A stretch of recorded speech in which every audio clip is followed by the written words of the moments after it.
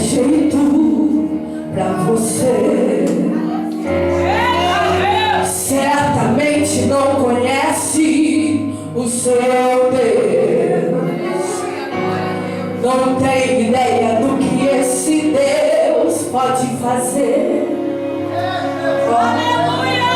Pra dar vitória quem é servo seu. Você é servo do Senhor nessa noite. Quem disse que já está tudo acabado e que você já é um derrotado, desconhece o poder que seu Deus tem. Não sabe que Ele luta por você e o impossível Ele vai fazer. Mas uma coisa é certa, olha, a vitória vem. A noite Ele parou o tempo da estação, acalma a tempestade, abre o Jordão, prepara um banquete em meio ao deserto. Você não vai morrer nesse deserto. Ele abre porta onde não tem parede, tira água da rocha pra matar sua sede. Vem na hora exata e no momento certo. Ele não larga, não falha, não perde batalha, derrota gigante, derruba a muralha. Já 100 anos eu não caminho no mar.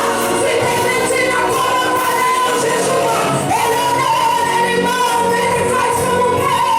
Ele tem, Ele pode, porque Ele é o leão de Judá, a raiz de Davi. Quando Ele opera, ninguém pode impedir. Ninguém vai impedir o que Deus tem pra ligar. Ninguém pode frustrar os planos do Senhor. Se Deus determinou, está determinado. Ninguém vai apagar o que Ele assinou. Deus hoje decretou vitória pra você. Haja o que houver, você irá vencer. Deus está no controle de tudo e tem todo o poder. Ele não larga, não falha, não perde batalha, derrota gigante, derruba a muralha. Já 100 anos algum caminho no mar.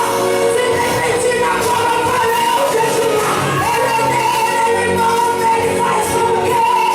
Ele tem, Ele pode, porque Ele é o leão de Judá, a raiz de Davi.